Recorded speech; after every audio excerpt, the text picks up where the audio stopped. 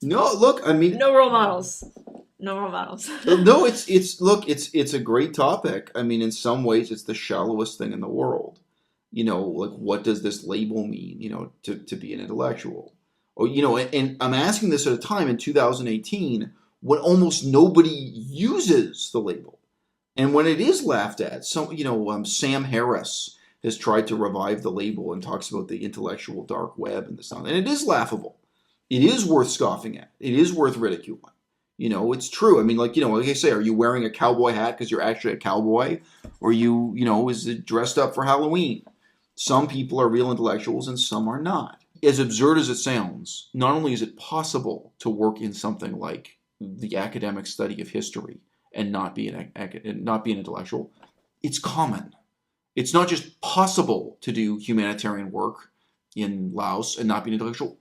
The vast majority are not. It's not, it's not just possible to be an artist and not be an intellectual. The vast majority are. So when we're looking for the trait, name the trait. What is the trait that makes someone intellectual?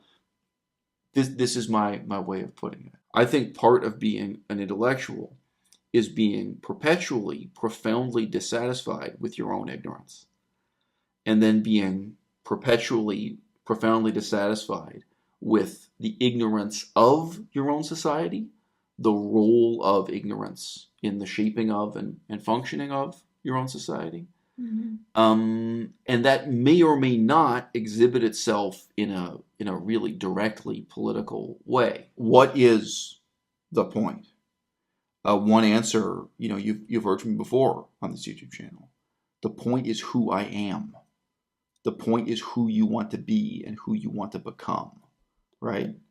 And on some level, we all know that. I mean, it's shallow and it's deep at the same time. Right. Like what you read and what you care about and what kind of difference you're trying to make in the world, these things, they become who you are and you become them in a very real sense. Exactly. If you sit on the couch and watch football and drink beer after work, you become sitting on the couch football watching motherfucker. That's who you are.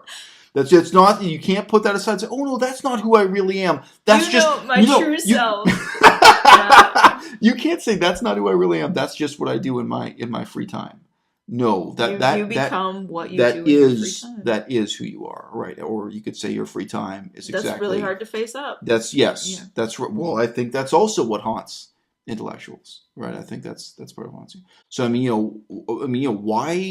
why try to learn Cree? It's not like I today can speak the Cree language fluently. Why try to learn Chinese? And why, I mean, within that, why care about Chinese politics and history in the kind of critical way that I do? Well, guess what? I get to be me. Like that's the final outcome is that it's not that this is something I do, that this is who I am. This video has been a long time coming. I got a question many months ago from James. I'm just using first names. James is a longtime supporter on Patreon and someone who's also a vegan involved in baking. And I would guess in response to some video or another in which I used the word in passing, he asked me, what does it mean to you to be an intellectual? Or what is the meaning of being an intellectual in 2018. I got my best girl, Melissa, here off camera. If you're wondering what I'm looking at, it's not like I'm looking at notes I've written down from earlier or something. I'm not looking at my script. Okay, I have like 6 different things to say here, and none of them are logically linked together. So one of the first things I have to say, I was chatting with TCAT recently, and he meant this in a totally positive way. But he said, jokingly, Eisel, stop calling yourself an autodidact. He said that's one of those laughable things that makes everyone cringe. Like if you call yourself an autodidact, he said, this was his joke or what he was saying, he said, it's like calling yourself an entrepreneur. Now, I get the joke he's making, but this is one of those things. Wearing a cowboy hat isn't camp and it isn't a costume if you're actually a cowboy. If you actually work on a ranch with cows, you know what I mean? Yeah. Wearing spurs on your boots, it's not a Halloween costume if that's what you actually are. And I get the joke he's trying to make. Like there are people who call themselves an entrepreneur, maybe especially on YouTube, maybe especially within the vegan movement, or maybe especially just maybe in fitness or something. Maybe he's thinking of some other. I guess that's true. The fitness YouTubers, they make an ebook or they say they're giving Skype coaching and they call themselves an entrepreneur. Okay, once in a while, people using that word it's maybe cringeworthy. But what about the people who really are entrepreneurs? Or people who really aspire to be people who are studying hard and working hard, because that's really how they see their career path. And what the reason I mention this though is the really sort of snide undercurrent, which I think prevents a lot of people from even thinking through what it means to be an intellectual, whether or not it's something they aspired to be in the past or present or future. Because for a lot of people, it's maybe something you toyed with as a teenager, and it's something you come back to later in life when you have some more time and leisure or something, after a period of desperately trying to make rent money. This culture that exists on the internet and to some extent in real life of kind of denigrating people for any pretensions they may have, and on the other side of that. Okay, look, we've all seen movies that depict people who have ridiculous potential. Pardon me, people who have ridiculous pretensions and become the butt of the joke, in the movie and what have you.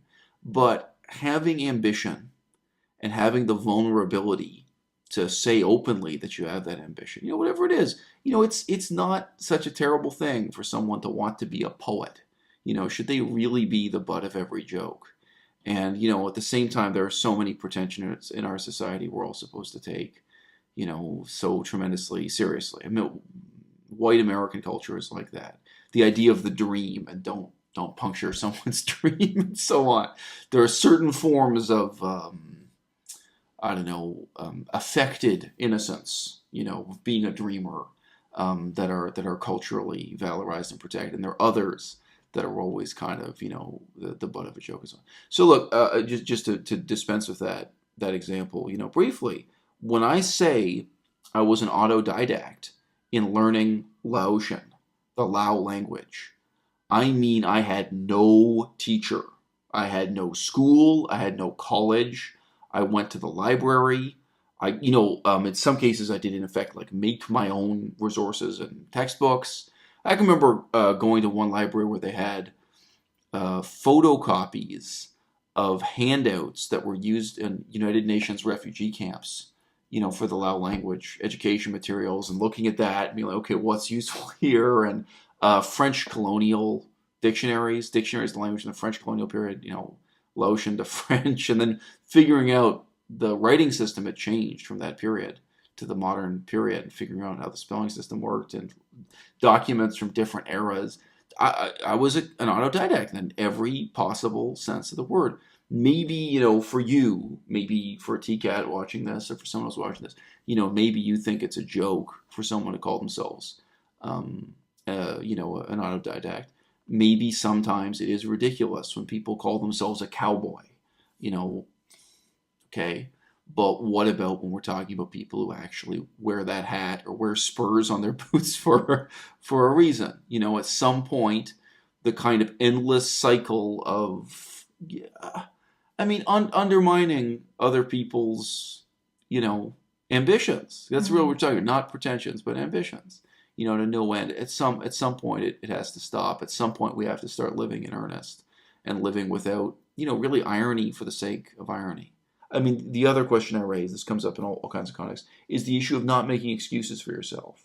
And this is almost just saying the same thing, but inside out. That you're not making excuses for yourself, and you're not making excuses for others. I think that's what it leads to.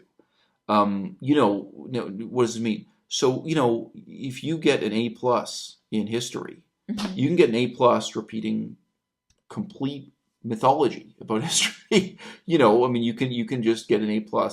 Oh, okay. Let's pick a not too provocative. We were talking recently about Thomas Jefferson.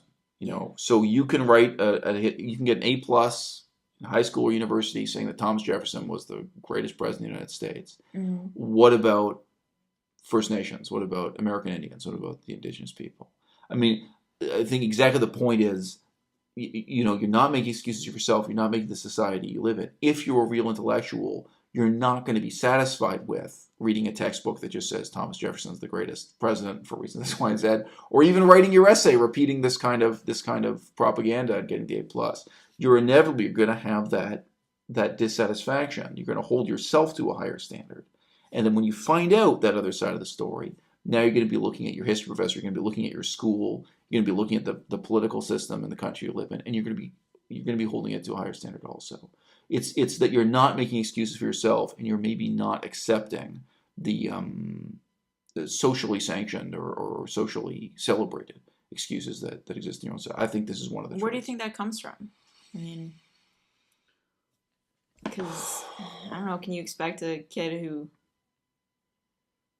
goes through education, the same education system, who has parents that don't really emphasize independent thought, like independent learning? I don't know. No, look, it's a great question. Yeah. But I don't have an answer.